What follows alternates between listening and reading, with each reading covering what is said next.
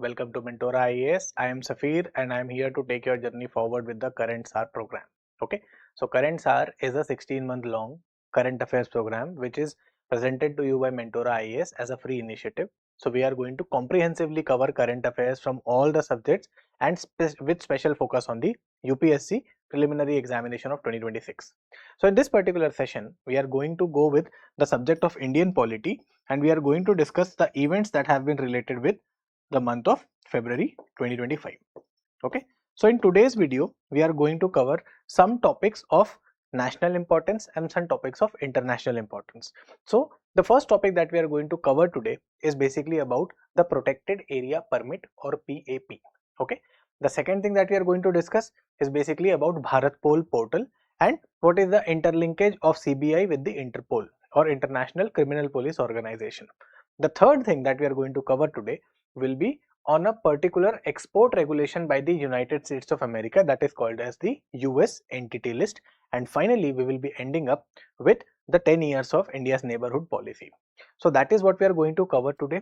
Pay close attention to this particular video. There are a lot of details that we usually tend to occur or they may be skipped because we do not understand them. Okay, so that is what we are here to cover for you, and subsequently read the handout which is associated with it so that you are good to go with respect to your preliminary examination. So before beginning that, I would want to draw your attention towards our social media presence. Okay, so if you use Instagram, Facebook, Telegram or YouTube, please join our channels, like, share and subscribe the channel at YouTube. Share the videos which are here with your friends so that you could be benefiting from the, you can say, knowledge dissemination, and at the same time if you like our effort, please do like and comment as well. Okay, but of importance is that you join our Telegram channel. Now in order to get all the detailed handouts which are related to our videos, and believe me when I say you that all the videos that are on current affairs on this particular channel have a detailed handout which is posted in our Telegram channel as soon as the video is posted. So you are going to find all the videos with their detailed handouts. Okay, so there are two different series that have been there. One is the core concept series and one is the current SAAR series, and both of them have detailed handouts in our Telegram channel. So please join that, and in the Telegram channel as well as in our social media groups, you are basically going to get a lot of UPSC related content, a lot of quizzes, a lot of need to know information and motivation. Okay, so we are not going to leave you alone in your entire journey and we would want to facilitate this for you. Okay, and further with respect to these handouts, we also want to alleviate the fear that after reading a current affairs article you have to make notes of yourself. No, we want to completely eliminate that part of yours so that you focus on your preparation, you focus on what is required. The only augmentation that you do is basically what you don't know in those notes. Okay, and pay close attention here, and that we are going to ensure that you have very minimal amount of information that you would want to augment in the notes. Okay, so let us begin. The very first area that we have, that is the protected area permit or PAP. Okay, so why exactly has this been in the news? Because the union government has reinstated this particular regime, the protected area permit, in 3 states of India, and that is Manipur, Mizoram and Nagaland. Okay, so this information actually gives us 3 different things. Okay, first of all it talks about the authority. Okay, who exactly is the authority? The authority is the government of India. So it is the government of India which can impose this particular thing. And what exactly has been imposed? So that is protected area permit. Okay, so this basically means that there is going to be some kind of regulation. Okay, because there is a permit, so there is going to be some kind of regulation with respect to the movement of people. Okay, that is the second thing that we understand. The third thing that we understand here is basically that where exactly is this implemented. Okay, so the third thing we understand is where. So we see this in the states of Manipur, Nagaland and Mizoram, but at the same time it is also said that it is something which is implemented in the entire state. So whole of these states, okay, wherever their political territory is, they are going to be covered as protected areas. Okay, so what we need to understand is, first of all, what exactly are protected areas. Okay, what are protected areas? and then subsequently what exactly are the provisions related to these protected areas. That is what we need to understand from this particular concept. Okay, so let us begin this step by step. So when we talk about what exactly is a protected area permit, so this is basically a regime. This is actually a way in which certain permissions are given. Okay, so if the permissions are to be given, this permission has to be backed by some kind of order or some kind of law. Okay, so with respect to this, we understand that protected area permit is basically something which is issued under the provisions of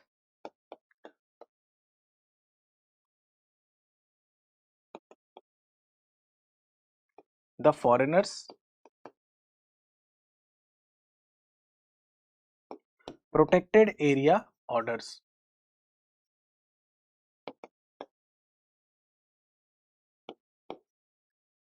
1958.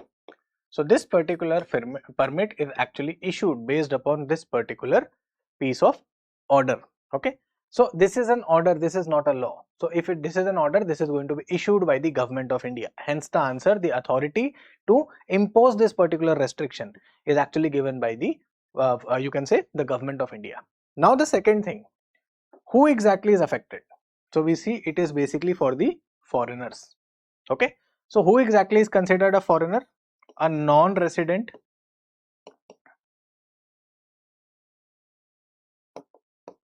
of India, okay, with a citizenship of some other country.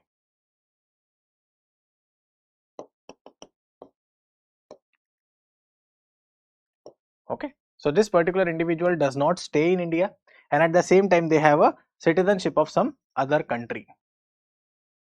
Okay, that's the first part, that you are going to be considered as a foreigner. The second part is basically you have come to India or you are visiting India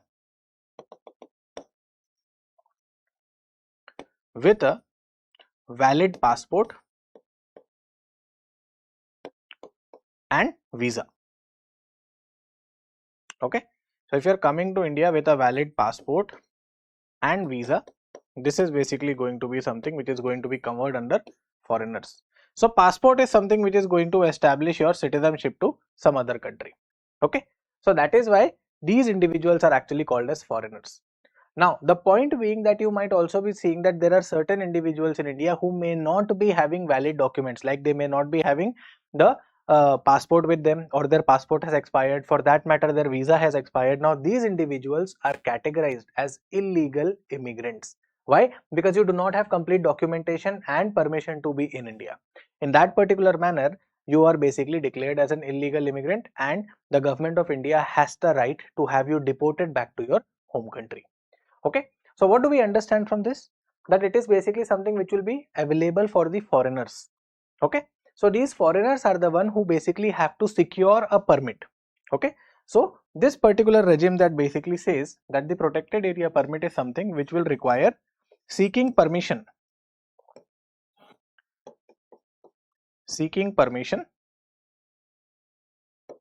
from the government of India to visit protected areas. Okay, to visit protected areas. Very important.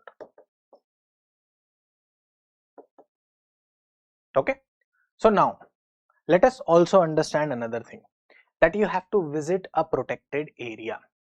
Okay, so next question that obviously comes to our mind is, what are protected areas? Okay,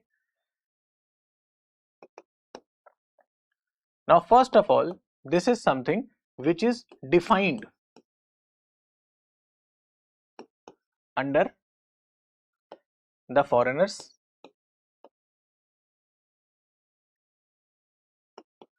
Protected Area Order.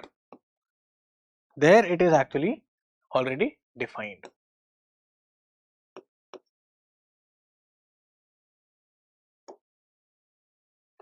Okay, it is defined there. And what exactly has it been defined as? It is basically the area lying between the inner line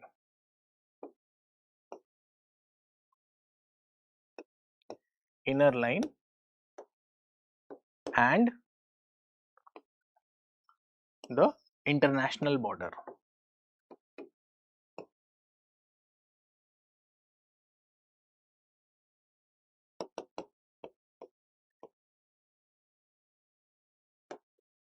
Of a state.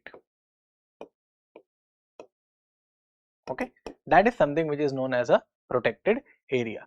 Now the next thing, apart from this, what we need to understand is that there is something called inner line as well.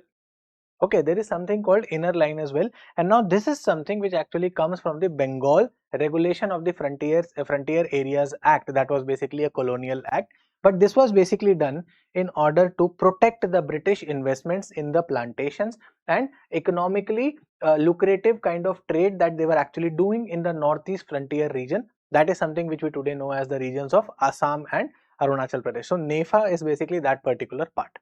Okay. So what do we understand from this? That the conclusion that can be drawn is that this is something which is going to be a concept related to a state which has international borders. That's the first thing that we need to understand. State with international border. The second thing, that there is something called the inner line. So now that inner line concept has actually been expanded. It's not going to be the one which is going to protect the British investment, but rather this is going to be the one which is going to protect the cultural and ethnic customs of a particular tribe that might be inhabiting in a particular region. Okay, so what do we understand from this? That when we talk about this particular protected area, this has got the scope. What exactly could be the scope? The scope that could be that there could be a full state. Okay, either this could be implemented on the full state, okay, or this could be implemented on the parts of a state. Okay, so this basically means that only the regions which are near the international border, either only those are considered to be protected, or for that matter there are certain states which could be covered in the entirety. And this is exactly what we see with respect to this particular order. Now the Foreigners Protected Protected Areas Order of 1958, it also defines, okay, it also defines the protected zones, okay, or the protected areas, okay, with respect to schedule. Schedule 1 is something which actually gives you the protected areas. Now what exactly is a schedule? A schedule is basically a list that is added to the end of a particular act or an order, which is going to be referred to while studying that particular act. Okay, so basically what happens is that there are certain things which are very repetitive in nature, and there are a very large number of things which you want to refer to every single time you are making this particular act. Just like when you talk about the Foreigners Protected Areas Act, every single provision will basically be about these protected areas. Now protected areas are something which are having multiple inputs in it. Okay, there are regions of Sikkim, Nagaland, Mizoram, Arunachal Pradesh, Jammu Kashmir, Rajasthan, Himachal Pradesh. So every single time if you are going to write these many states together, the act will become needlessly long. So that is why in order to shorten the act and at the same time simplify the reading of it, what we do towards the end, we attach something called as a schedule. Okay, now in this particular schedule they have very specifically specified what exactly are going to be called as the protected areas. Okay, and subsequently there are two ways in which they are defined. Some of them are full protection and some of them are parts of a state. Okay, so let us understand this. Okay, protected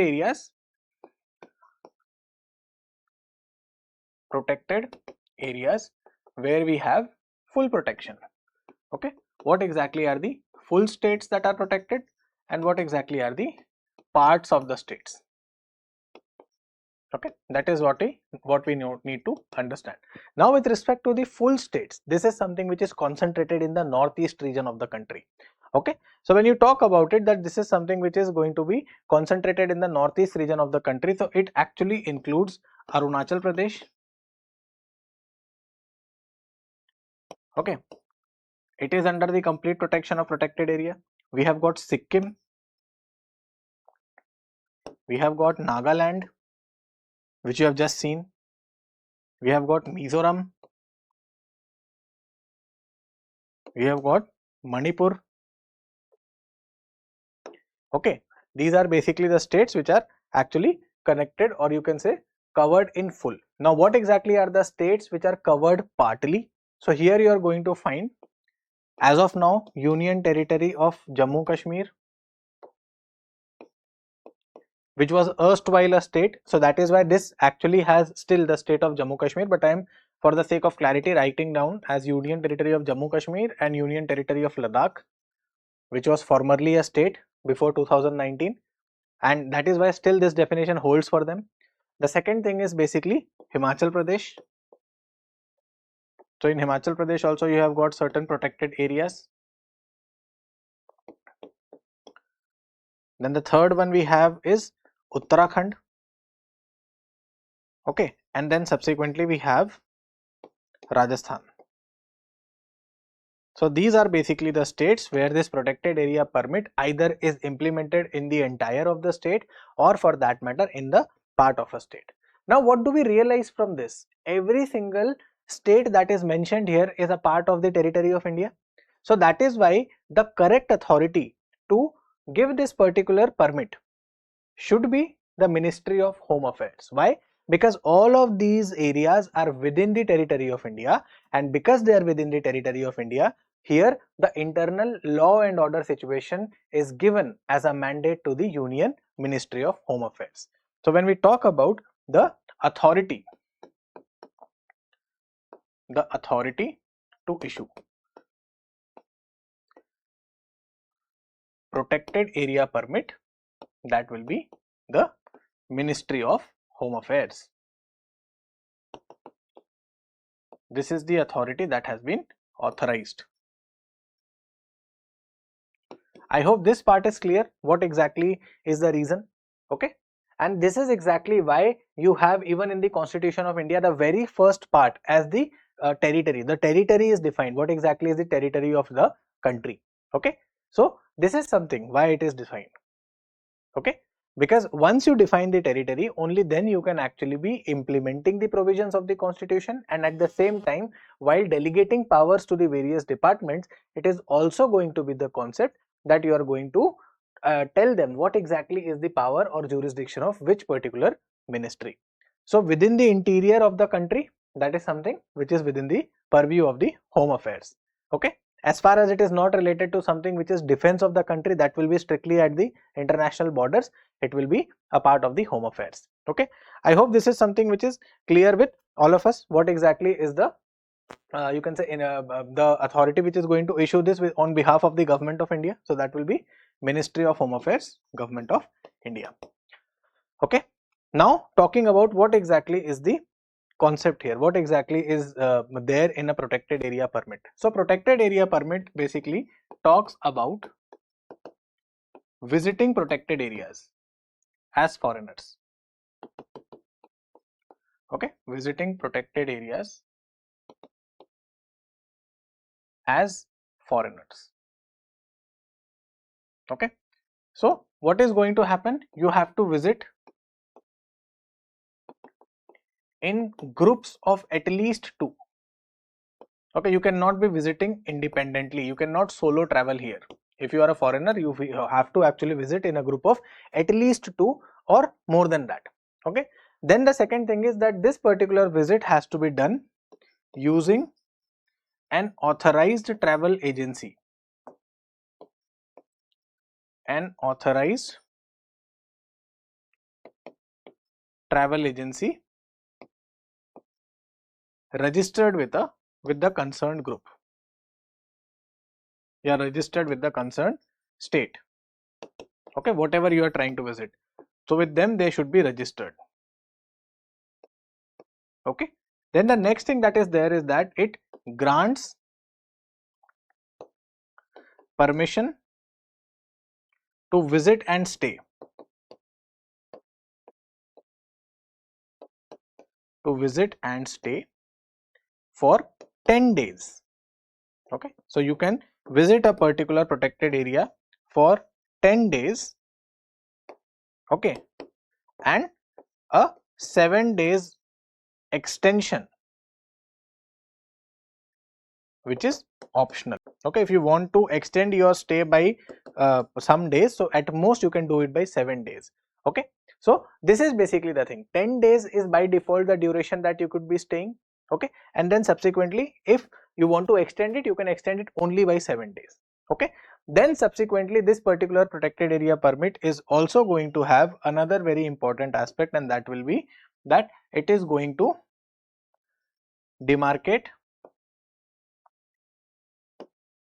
specific entry and exit points. Specific entry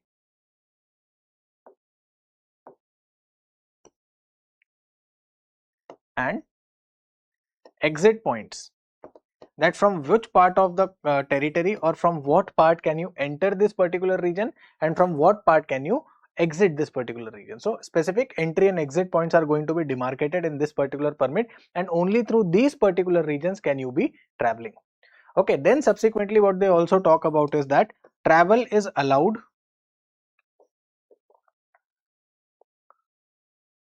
only in the permitted areas.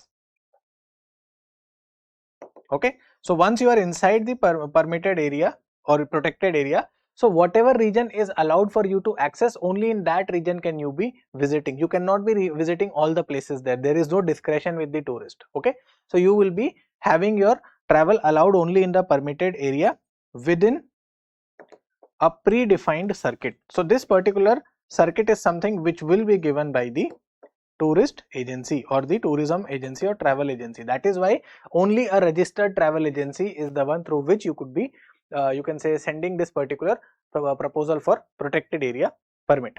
Okay, so that is something that we need to understand very properly. Then that what exactly is the concept here? Anything that is you can say not allowed is basically the point that any area which is beyond the protected areas regime, you are not allowed to visit that. Okay, now there is a further demarcation as well. There are certain areas which are called permitted areas. Okay, and then there are also certain areas which are called as restricted areas. Okay, so there are certain areas which are called as restricted areas. Here the entry is completely restricted.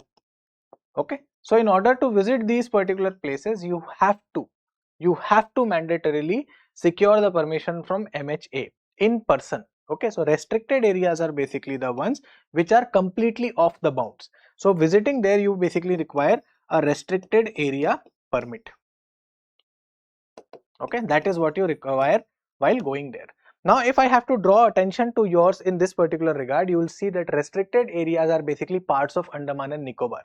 Okay, so here you basically have got parts of Andaman and Nicobar. Okay, so what basically happened was that, why I'm telling you this, because you can say a few years back, and a US citizen, he actually deliberately visited a part of the Andaman Nicobar Islands, and that was called as the North Sentinel Island. Okay, it was called the North Sentinel Island. So those of you who actually know what exactly is the North Sentinel Island, so from here you have a particular tribe that is called as the Sentinelese. Okay, so this Sentinelese tribe is actually one of the particularly vulnerable tribal group, PVTG.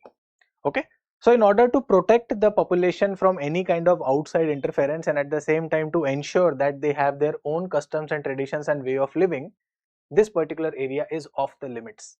Okay, so in order to visit this particular area, everyone has to obtain a restricted area permit.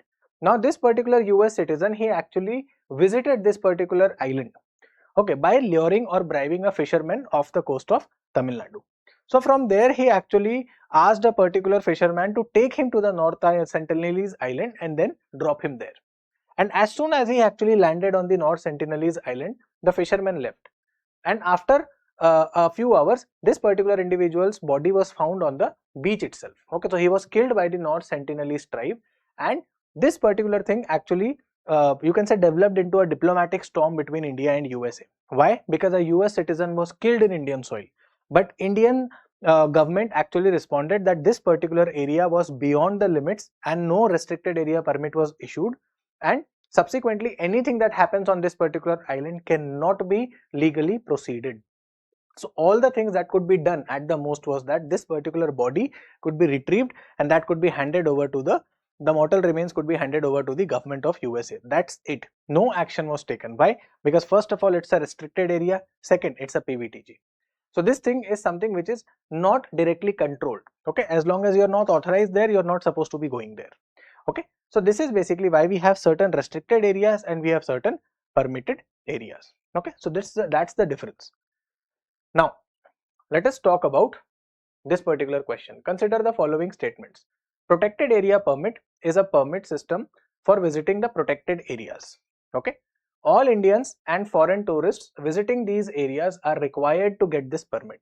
Which of the above statements is or are correct? Okay. So the first statement, protected area permit is a permit system for visiting the protected areas. This is definitely correct. Yes, that is the entire objective, that we want to have a permit so that we can be registering the individuals who are first of all entering the protected area, and then within a short span of time or within a given amount of time they are going to come out. Okay, so that's the first part, that is correct. Now all Indian and foreign tourists visiting these areas are required to get this permit. Now this is wrong. Protected area permit exists only for foreign tourists. For Indian, okay, for Indian tourists we have something called as the inner line permit. Okay, so anyone who is actually a tourist in India, if they want to visit these areas, so we have something called as the inner line permit. Okay, and inner line permit is something which is relatively much easier to get. Okay, now there is also a kind of contradiction. You might be also knowing this, that under Article 19 of the Constitution of India we have the right to freedom, and under the right to freedom we have the freedom of movement and travel across the country. But the point is that there are certain regions in the country where we see that there are tribes which have been very reserved. They have not connected to the outside world or the mainstream nation building activities as we know it. So they are still having their primitive way of living. They have a very different kind of custom and tradition, and the government of India actually intends to protect them and protect their culture from any kind of external influence. The second thing, because they are not very closely integrated with the mainstream, so they are also far away from the concept of vaccination. So what usually happens is that if they come in contact with us, so they may get infected by something that is from which we are vaccinated. So then subsequently what is going to happen, it will dwindle their population. So in order to protect their culture, their identity, and in order to protect their population from any other outside you can say pathogen, we have certain areas in the country where travel is allowed but restricted. Okay, it is heavily regulated, and especially in the northeast region of the country. So that is why for Indian tourists we have a system called inner line permit. Okay, and that is something which actually emerges from the Bengal regulation of the Frontier Areas Act, and then subsequently it was modified as inner line permit. Okay, so every state which is actually covered under the inner line permit is the one which will be having this particular mechanism implemented. So northeastern region, the states are basically having this power to implement this. Okay, so basically this statement is, that is why wrong. So the correct answer here would be option A, one only. That is the only correct option here. Okay, now the next one, consider the following statements. Protected areas are defined under the protected areas, the Foreigners Protected Areas Order of 1958. Protected areas are only present in the northeastern region, okay, or NER. Choose the correct alternative. So we basically have to first of all evaluate the factual correctness of this, and after evaluating their factual correctness, the next thing that we need to do is that we need to identify if the second statement correctly explains the first statement. Okay, so that are the four options. So the first one is protected areas are defined under the Foreigners Protected Areas Order 1958. This is correct. Now protected areas are only present in the northeastern region. This is wrong. We have seen that apart from that there are also parts of Jammu Kashmir, parts of Himachal Pradesh, Uttarakhand, Rajasthan which are covered under this particular regime. So that is why this is something which is not correct. So just find that option where it says that option statement 1 is correct and statement 2 is incorrect. So that is option C here. Okay, so this is the correct answer. So that is all that we have with respect to the protected areas permit. Now let us move on to the next concept, and that is BHARATPOL. Okay, so why exactly has BharatPol been in the news? Because the Union Home Minister actually inaugurated this particular portal called the BharatPol portal that has been developed by the Central Bureau of Investigation. So BharatPol is basically an online portal that connects all the policing agencies of India or the law enforcement agencies of India on a single platform that is known as the BharatPol. Okay, and it is developed by CBI. Okay, so Central Bureau of Investigation. Let us understand what exactly is the BharatPol. So BharatPol basically, first of all, integrates. Okay, it integrates law enforcement agencies of India. So law enforcement agencies, they can be abbreviated as LEA, okay, of India, with CBI, okay, and then via CBI they are basically connected to the Interpol, okay, and this connection is reversible as well. Okay, why I am saying reversible here? When you talk about these two arrows, when you talk about these arrows, they basically represent the flow of information and, for that matter, intelligence.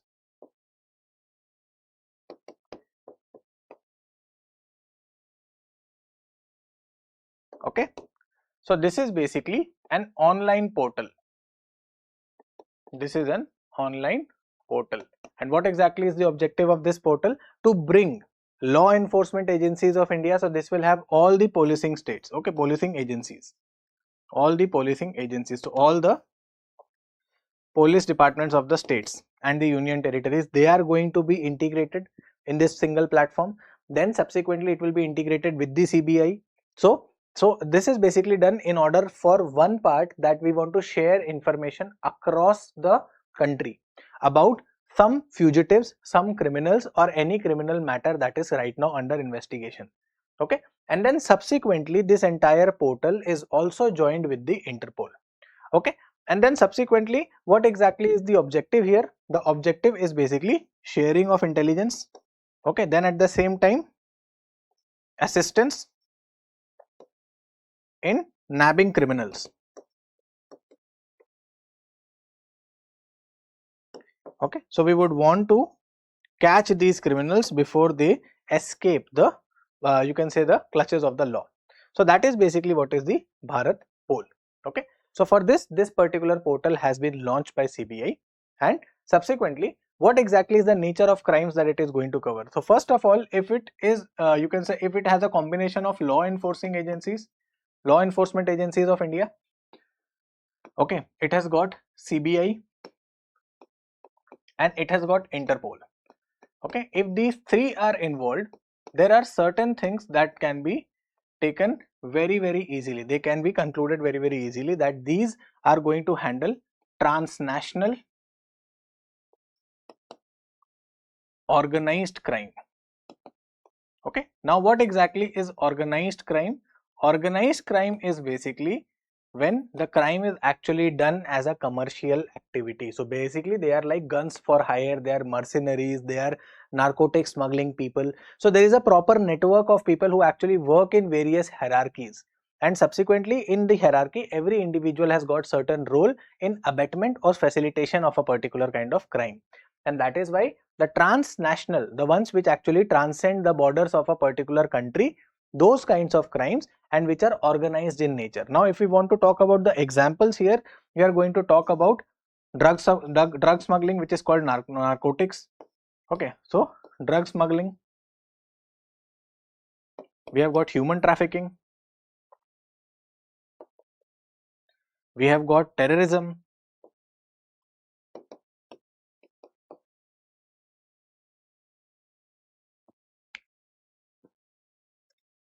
we have got terrorism,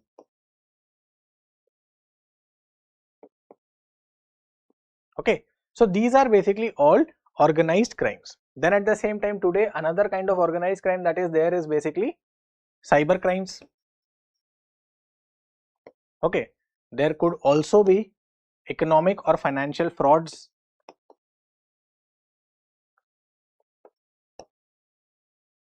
Okay, now this is something which can also lead to money laundering.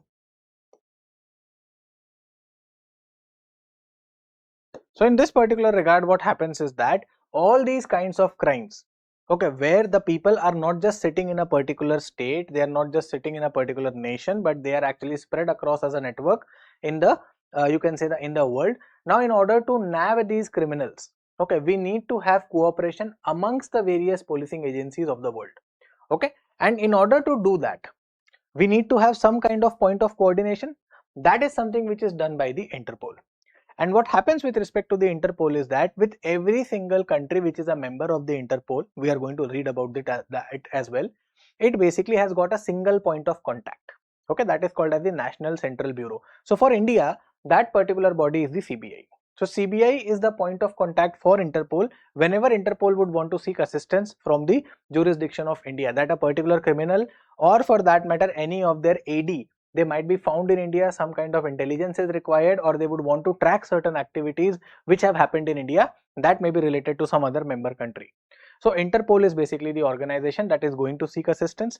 CBI is going to handle this particular request.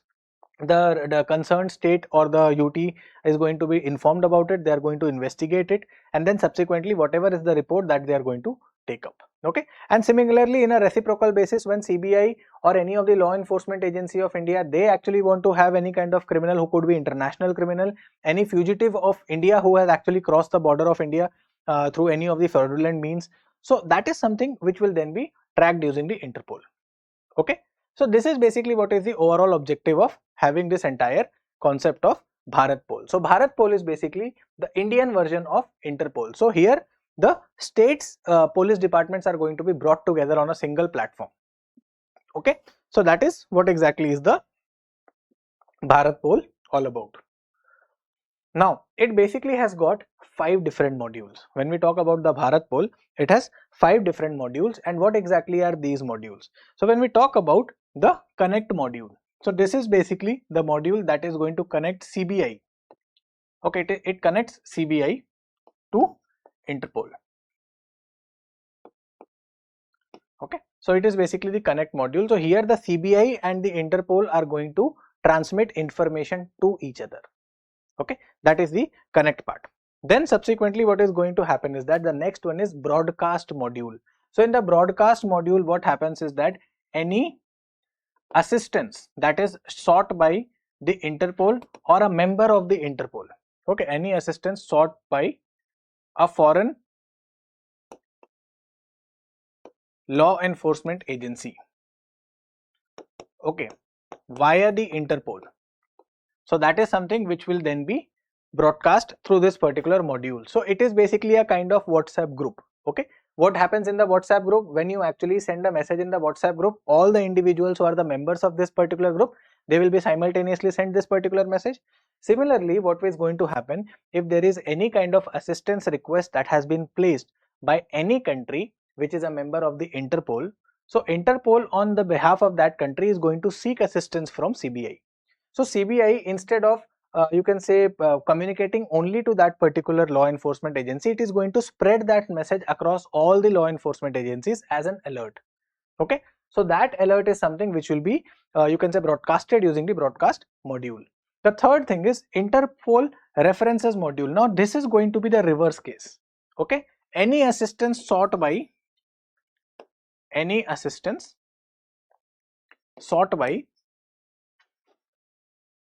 Indian law enforcement agency,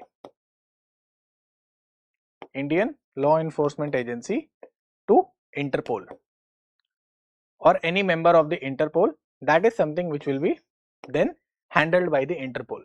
So any assistance of any individual who might be an Indian, who might have committed a crime within the territory of India, and that particular person is known to be a fugitive somewhere else. So now what is going to happen? The Indian law enforcement agency is going to place a request to the CBI. The CBI is going to forward this particular request to the Interpol. So that is something which is going to happen through the Interpol references module.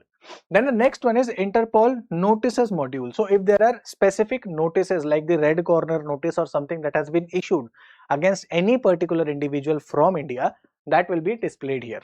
Okay, now this particular person can be tracked conveniently by any of the law enforcement agencies. okay, via this particular module. So again, it is going to save time to specifically communicate it to a particular department of the country. Okay, once this particular thing has been displayed, now it will be informed to all the policing agencies of the country, and subsequently they are expected to nab this particular individual. Okay, so that is the Interpol notices module. The last one is resources module. So when we talk about the resources module, this is for the capacity building of the law enforcement agencies. So it basically is going to have all the kinds of document, okay, all documentation related to criminals, crime, intelligence that has been gathered till date on a particular matter, or for that matter anything that has been solved in the past, any criminal that has been nabbed in the past, all those documents will be available here for the reference of the law enforcement agencies. Okay, so in this particular manner, this becomes a single platform to integrate the efforts of the local law enforcement agencies and subsequently the agencies of the you can say the world as well. Okay, so this is going to significantly reduce the transmission lag of information and communication between the two agencies, and it is going to ensure quicker nabbing of the individuals, okay, and better policing of organized crime. That is the objective. So I hope this is something which is understood. Okay, the next thing that we want to know is basically what is Interpol.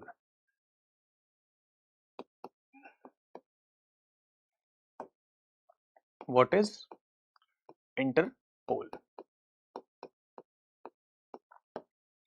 So just like we have the United Nations organization, that is basically a multilateral body where the countries, they come together, they want to discuss certain things of common interest, and subsequently they would want to peacefully resolve the dispute. Exactly in the same manner, what we have is something called a multilateral body for the global policing organization. So it basically has a full form. Okay, the full form is basically International Criminal Police Organization. Criminal Police Organization, ICPO.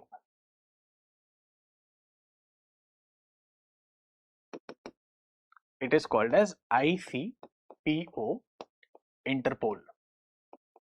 Why? Because it links the policing agencies of the various countries together. Okay, currently it has 196 member states.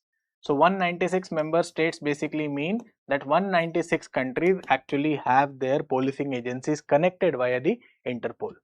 Okay, now these 196 member states, every state basically has got a national central bureau. Okay, national central bureau, which basically acts as the point of contact for the Interpol. Okay, and subsequently for India, this particular agency is actually CBI. That is why this BHARATPOL has got connection with CBI. So all the Interpol requests in India are handled by CBI, and all the Interpol requests that India wants to make to the world, that is handled by CBI. Okay, both the things are handled by CBI. Then when you talk about the headquarters are basically there in Lyon, France. Okay, so this is basically a France based body and it has got its headquarters there. Okay, when you talk about the official languages here, so the official languages here are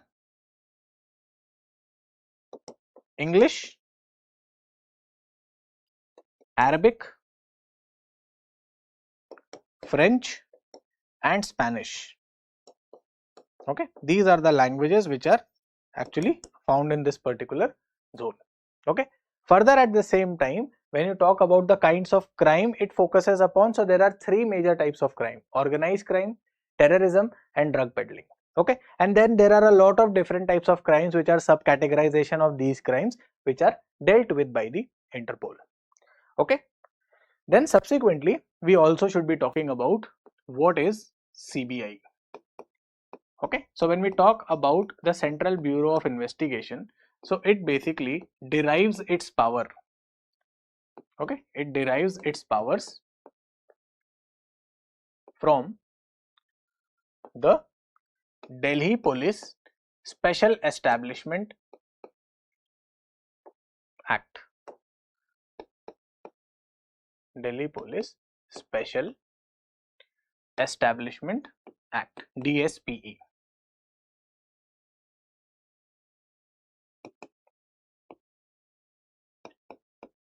DSPE 1946. So this is again something which has colonial origins. After the Quit India movement started during the Second World War, there was basically a need for an agency which was going to centrally handle all the kinds of you can say rumors, every kind of illegal activity in India which was sinister in motive, that could be a threat to the war effort, or for that matter for the war officials, because at that particular time India was on the verge of you can say Quit India movement. Subsequently, there were also a lot of communal and divisive forces in the country. There were a lot of types of, you can say, various kinds of alliances that were being made. So, in order to curb all these together, a special police establishment was enacted under the Department of War. Subsequently, this was something which was retained by the British, and then subsequently, after the independence, also this was something which was retained. So, during the time of independence, it was actually called as the Special Police Establishment. Okay. Now, this particular special police establishment was the one which was there to handle certain special kinds of crimes, which gradually got expanded. Okay, initially it would handle special crimes like assassination of prominent leaders or prominent personalities. Then gradually it was given to handle smuggling, okay, crimes on high seas. These were the ones which were then to be handled. Then counterfeiting of currency, economic fraud, okay, then money laundering, then prevention of corruption, that when the public servants are basically the ones who are getting being paid, or the ones which are basically taking bribes in order to do certain types of the work. So gradually the mandate kept on expanding for this particular agency, and then finally in 1963, okay, in 1963, via a special resolution of Government of India, this special establishment was established as CBI. Okay, Central Bureau of Investigation. So today's Central Bureau of Investigation has got a different kind of mandate. Okay, so they basically are going to handle the crimes of corruption amongst public servants. Okay, they handle this. Then at the same time, they basically are the ones who handle crimes related to economic fraud. They are the ones who are going to handle special crimes, special and sensational crimes as they are called, because they are the ones who either draw a lot of attention of the media, or they are basically the ones with the potential to have the disturbance of public order. So they are the ones which are handled by them. Okay, then at the same time, counterfeiting of currency,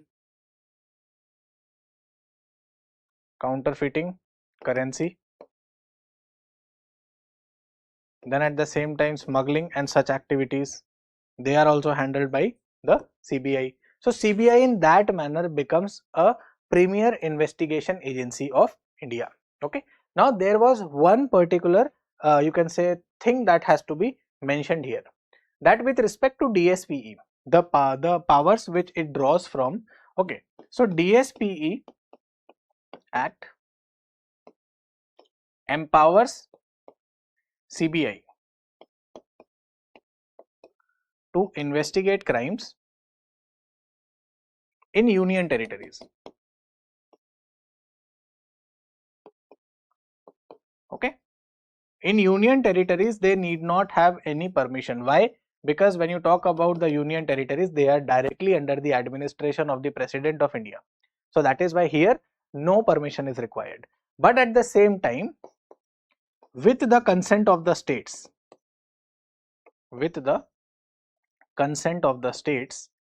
we basically see that CBI may be allowed to investigate matters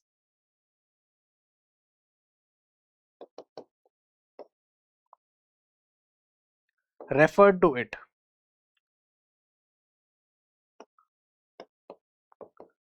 in the concerned state.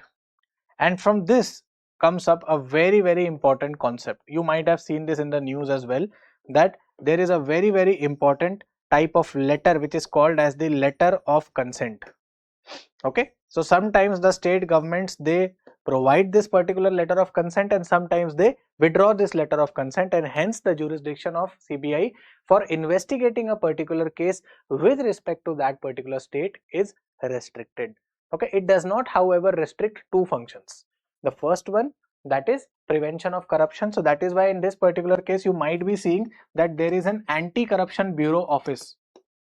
Okay, you will see this, that there is an anti-corruption bureau which is basically there throughout the country, that is called ACB. This is something which is going to be unrestricted. Okay, so that is one of the primary motives of having CBI. But at the same time, other crimes, okay, just like special crimes, economic fraud or other such things, they are basically the ones which cannot be dealt with as long as the states have withdrawn their letter of consent. Okay, now the only other thing that we need to know about this is that under what particular government machinery does it operate. So when we talk about CBI, so CBI is an attached body, or it is attached with, this is something where most of us are going to get this wrong. Okay, so CBI is attached with Department of Personnel and Training. Please remember this. It is not something which is actually a you can say a department of the Ministry of Home Affairs as it should have been because of the case, or for that matter the Ministry of Finance or any other department. It comes under the Department of Personnel and Training. Okay, be very clear about this. Okay, is this understood? So this is basically all about CBI. So I hope this is something which is clear. Now let us move on to the next thing, that is basically the US entity list. Okay, so what exactly is the US entity list and why exactly was this in the news? So if you remember our discussion on the union budget, in that particular discussion I talked about nuclear energy mission. Okay, so this nuclear energy mission is basically a 20,000 crore mission that is going to augment our nuclear power generation capacity to 100 gigawatts. Okay, by 2047, and subsequently in order to do that, the primary thing that is required is nuclear fuel, that is uranium. We would require fissile uranium in order to run our nuclear power plants. Okay, so what has happened in the past is that India has had a checkered history with respect to the nuclear power. So when we talk about this particular reaction, nuclear fission and nuclear fusion, when you talk about this, okay, these are basically two reactions which basically have got different uses. Okay, they have got civilian uses, they have got military uses.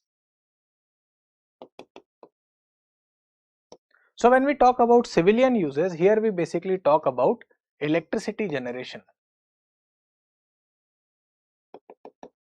Electricity generation, that is the primary requirement of nuclear power. Okay, there are other applications as well, but let us understand the most widely why it is used.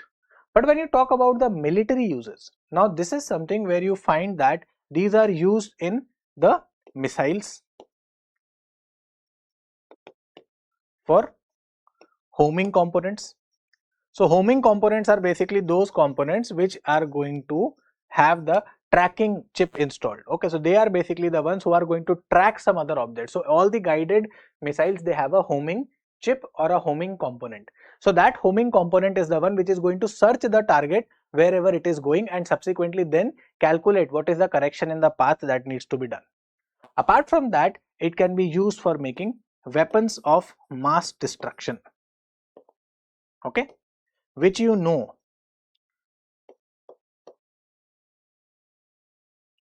okay, which is called as WMD, which you also know as one of the classes as nuclear weapons.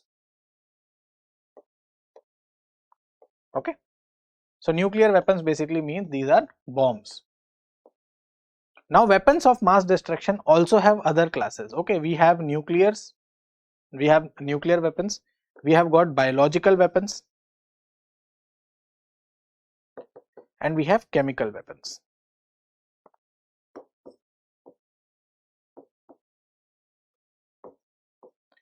So now basically what happens is that in this particular regard, we understand a few things. Okay. First of all, we understand that this nuclear fission and nuclear fusion, both of them can be used for civil as well as military purposes. So such technologies which could be used for both civil and military technologies, they are basically called as dual role technology. Okay. So dual role technology or dual purpose technology. Okay, they basically are the ones which have civilian plus military uses. Okay, in military uses, predominantly we actually talk about the development of weapons of mass destruction. Now, what exactly is a weapon of mass destruction? So, a weapon of mass destruction is any piece of weapon that once gets activated or once gets detonated, it is going to cause an indiscriminate and widespread loss of lives and an enormously large amount of injuries. Okay, so it basically has indiscriminate killing, indiscriminate fatalities, injuries which will be very severe. Okay, then at the same time destruction, and then long term effects. Okay, long term effects like mutation of genes, okay, for that matter contamination of the soil and aquifers. So in that particular manner, a weapon of mass destruction is something which is going to wipe out human population, animal population, for that matter it will contaminate soil, water sources, and subsequently this will render a part of the earth completely lifeless, barren, and at the same time unsuitable for any future use. Okay, that is basically what is weapons of mass destruction. And dual purpose technology or dual role technology things are actually such things which actually are having both of these uses. So you never know if a particular country is actually utilizing a piece of technology, so what exactly is its intent behind it, and this is what creates suspicion. Okay, so that is why what happens is that there are certain amounts of control measures which are actually placed in order for us to keep on keep a very close eye on certain pieces of equipment, technology or goods that might be exported for profit purposes, but this could be used against the country. Okay, so that is why these regulations are something which are you can say done using certain you can say export regulation laws, and one such thing is basically the US entity list which the US uses. So when we talk about this particular list, the US entity list, it has actually removed 3 of our nuclear entities from the US entity list. Okay, earlier these particular 3 entities were added to it after the Pokhran test of 1998. Okay, so this particular list is something which is actually an export control list. So you do not want to export all the kinds of technology or goods or equipment that this particular kind of company is seeking from you. Let us say that a company actually seeks that we would want to have a supercomputer, and it has actually contracted, let us say, Hewlett Packard, HP, okay, from the you can say USA, for supplying this particular supercomputer. Now the Hewlett Packard company, it has actually concluded a deal, and subsequently now for it is a commercial deal for Hewlett Packard. But now what happens is that when any such deal is concluded, the US Parliament is the one which takes stock of this particular deal. Okay, so then subsequently this particular deal is scrutinized by the US Parliament, that is the US Congress and Senate, and subsequently they are the ones who are going to approve if this particular deal has to go through, and then only Hewlett Packard would be actually authorized to sell this particular piece of machinery. Okay, so that is how export control is actually used. Apart from that, there are other ways of as well that you would want to have a prior intimation or a prior permission taken. That is something which we are also going to see. So here basically what happens is that certain goods from US companies cannot be exported without the permission of the US government. Okay, so that is basically the thing. So there were 3 entities from India, all of them atomic research stations. So the first one was Indira Gandhi Atomic Research Center, the Bhabha Atomic Research Center, and India Rare Earth Limited. These were the 3 entities which were actually there in this particular list since 1998 after the Pokhran test. Okay, and now with the you can say growing trust between India and USA that India is actually a responsible power, now USA has gradually engaged with India on the front of developing the civilian purposes of the you can say the nuclear energy in India, and that is why they have liberalized or they have taken down these particular 3 entities from this particular list. Okay, so when you talk about the US entity list, so this is something which is a list of individuals, businesses as well as government organizations. Okay, so it has got all the 3 kinds of representations. It can be having organizations from the government or the governments completely. They can be talking about certain businesses, or they could be having certain individuals. Okay, so whenever these individuals, these businesses or government organizations, they are trying to contract a particular US company about any particular piece of equipment which is mentioned under this particular list, they will not be allowed to conclude that deal unless they have either taken a special license from the US government, they have sought a permission, and then subsequently they could be talking about it. Okay, so that is why these restrictions are going to be there so long as these organizations have not intimated this to the US government, and subsequently the US government has allowed for this particular thing to happen. So this particular list is actually prepared and kept by the Bureau of Industry Securities, or BIS, that is a department of the US Department of Commerce, and subsequently it is basically a piece of list that all the countries in the world they maintain. Okay, because what we would want to do from this particular thing is something called non-proliferation. Okay, so when you talk about non-proliferation, it basically means that you would want to restrict the spread of certain technologies, spread of certain technology, equipment or material,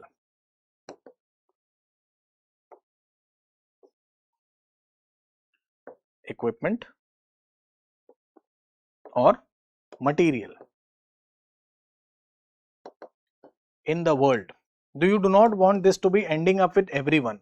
Okay, because what is going to happen, this is going to be used against you, or that might have a potential to be used against you in the future. So that is why the countries which basically would want that whoever have this particular technology ready and they are the ones who also export it, they basically are bound by certain non-proliferation clauses. Okay, this is basically done in order for their own safety, because you do not know that today you are in business with someone and tomorrow that particular individual or that particular government turns at an adversary. So if they are turning into adversary, they will actually be using your own technology against you. So that is why this non-proliferation is something which has been there. So this has been there after you can say the technology for nuclear weapons was developed by the first 5 countries or the P5 countries. Okay, so that is why we have the NPT, Non-Proliferation Treaty of 1967, but the overall objective is this. So I hope this is something which is clear. Now the point is that when you talk about this particular US entity list, it definitely restricts the export. But the point is, let us say a US company, okay, this particular company actually wants to do business with this company, that the US company wants to secure an import from that particular company which has got its entity listed here, so they can do it unrestricted. Let us say that there is a company A, okay, which is in the entity list, and let us say this particular company is the one which makes semiconductors. Okay, so it basically makes semiconductor chips. So now a US company can actually contact this particular company for procuring the semiconductor chips, no issues. But let us say this particular company or this particular organization wants to secure some materials or some piece of equipment, let us say a supercomputer, from a US company, that will be restricted. Okay, so I hope this is something which is clear. What exactly is the US entity list? Now, what exactly is export control? So export control is basically some set of laws, or for that matter rules, to prevent export of certain goods, services or technology. Okay, and what is the objective? Okay, so objective is basically to ensure exports from a country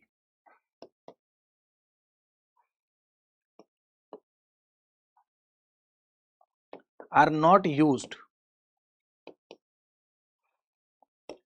by the importing country against it.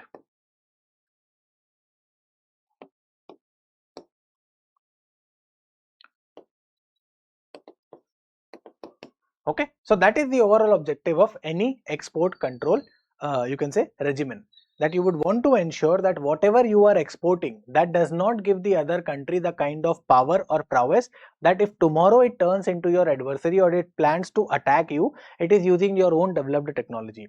Okay, so that is why the export control is something which is actually put in place by almost all the countries in the world, so that they could safeguard some of their important and strategic piece of technology, some important piece of material. I'll give you a very interesting example of this. If you remember the Abbottabad, you can say, operation of the United States of America government. So this was basically the operation in which Osama bin Laden was killed. Okay, now this was a covert operation. This was an undercover operation that happened in the early hours, and subsequently what happened was that when this particular operation was under place, so at that particular time one of the helicopters of the US Navy SEALs that actually crashed. Okay, so when it actually crashed in the compound where you can say Osama bin Laden was hiding, the hideout, so at that particular time, first of all, Osama bin Laden was killed, then his body was captured, and then subsequently when they were actually exfiltrating from that particular place, so they actually burnt this particular helicopter completely to the ashes. Okay, so these you can say the personnel from the SEAL Team 6, they actually completely burned this particular helicopter for two reasons. One, they wanted to protect the technology of the material from which this particular helicopter was made. Okay, why? Because it actually did not pop up into the radar of the Pakistani airspace. So that is why, because it could not be seen in the Pakistani airspace radar, so that is why Pakistan did not launch any countermeasures when they actually made this particular transgression. The second thing, they did not want to you can say open up what exactly was the structure that was actually being used by this particular helicopter. Why? Because that is something which could have been reverse engineered by China. So in order to prevent China from accessing these technologies, this was something which was done. Okay, so although there was no export control there, but still they wanted to preserve their technology behind this particular thing. Okay, so I hope this is something which is clear with all of us. So when you talk about the export control regimen, so with respect to India, we have something called SCOMET list. Okay, we have something called SCOMET list in India. So let us now talk about the SCOMET list. Okay, so what is SCOMET list?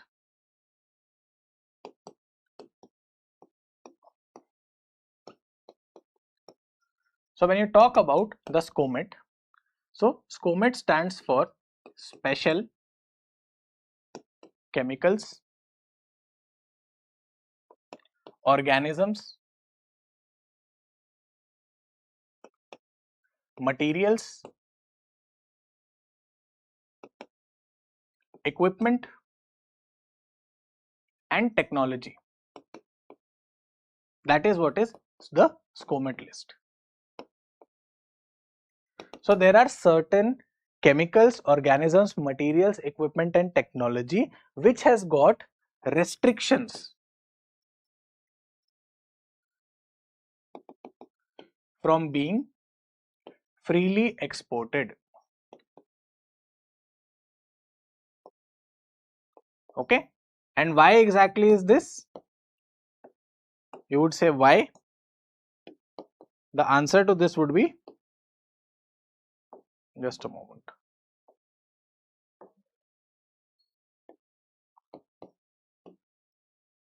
Because these are technologies which are dual purpose technologies or dual purpose equipment. So what may happen is that this may be imported to some other country for a non-adversary or non-sinister kind of method, but when a particular country has its equation disturbed with India, or when it becomes an adversary of India at that particular piece of time, This is something which could be used to develop either a chemical weapon, a biological weapon, any other kind of weapon of mass destruction. So that is why this particular list is the export control list of India. Okay, so this is the export control list of India. Okay, who maintains this? Okay, it is maintained by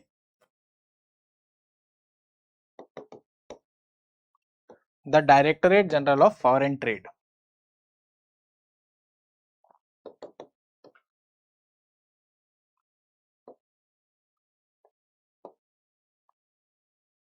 Okay, this is called as DGFT. DGFT, and this operates under the Ministry of Commerce. Remember this, it is not under the Ministry of External Affairs, it is under the Ministry of Commerce. Okay, so Directorate General of Foreign Trade maintains this particular list, and periodically it is updated either to implement the internationally agreed protocols, or for that matter if India finds that there is something which could be used against it in the future. Okay, so that is basically what is the SCOMET list. Now talking about this particular question, consider the following statements. The US entity list is an export control list maintained by the Department of State to prevent export of certain goods and technologies. The SCOMET list is an Indian export control list drafted for the same purpose. Which of the statements is or are correct? So the US entity list is an export control list maintained by Department of State to prevent export of certain goods and technologies is wrong. It is not the Department of State, it is the Department of Commerce. Okay, it is maintained by the Department of Commerce even in the United States of America, it's not just India. So that is wrong. The SCOMET list is an Indian export control list drafted for the same purpose. This is correct. So the correct answer here would be only 2. That will be option B. Okay. The next one, which of the following department or body is responsible for maintaining and preparing and maintaining the SCOMET list? Department of Promotion for Industries and Internal Trade, DPIIT, Technology Export Promotion Council, Directorate General of Trade Remedies, Directorate General of Foreign Trade. So the correct answer here would be option D, Directorate General of Foreign Trade, DGFT. Okay, so that is basically what we have with the US entity list. Now let us talk about the neighborhood first policy. So when we talk about the neighborhood first policy, it has been there in the news because recently we have celebrated 10 years of the implementation of this particular policy. Now this policy was initiated in 2008. Initiated in 2008 but actively pursued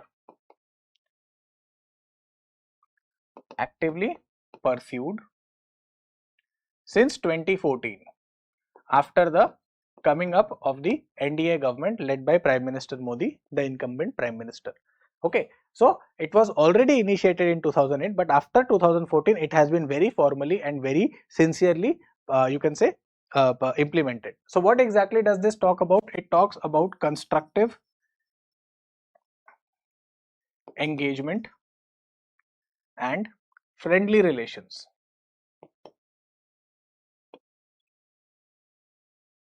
Friendly relations with the neighbors. So what neighbors are we talking about? We are talking about Afghanistan, Pakistan, Nepal, Bhutan, Sri Lanka,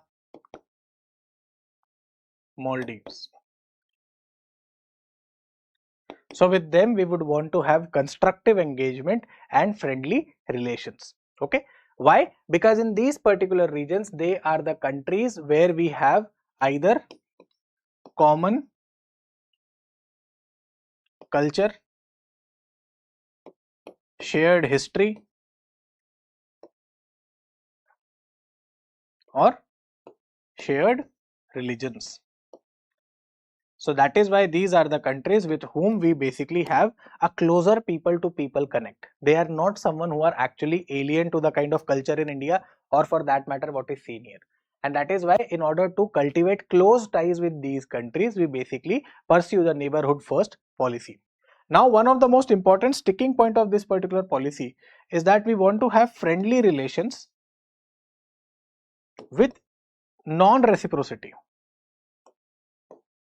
Okay, friendly relations on non-reciprocal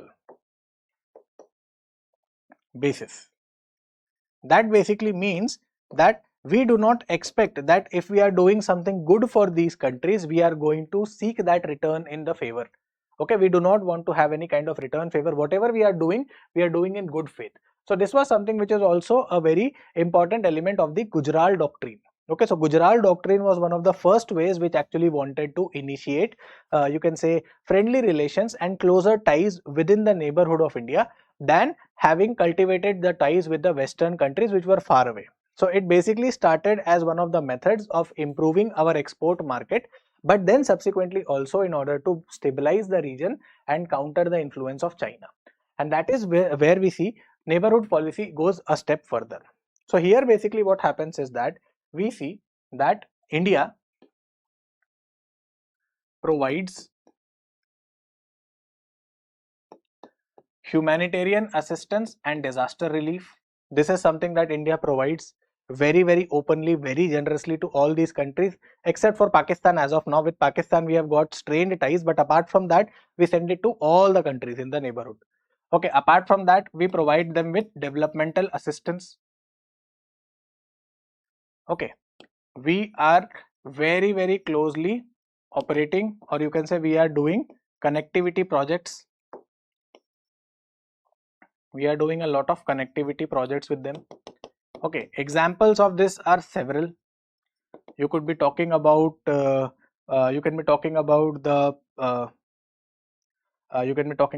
India, Myanmar, Thailand trilateral project.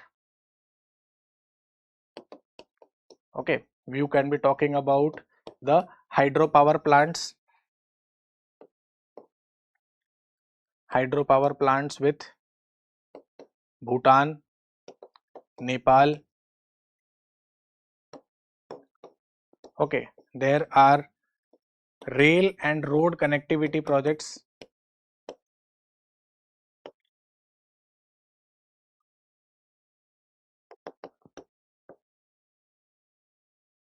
with Nepal.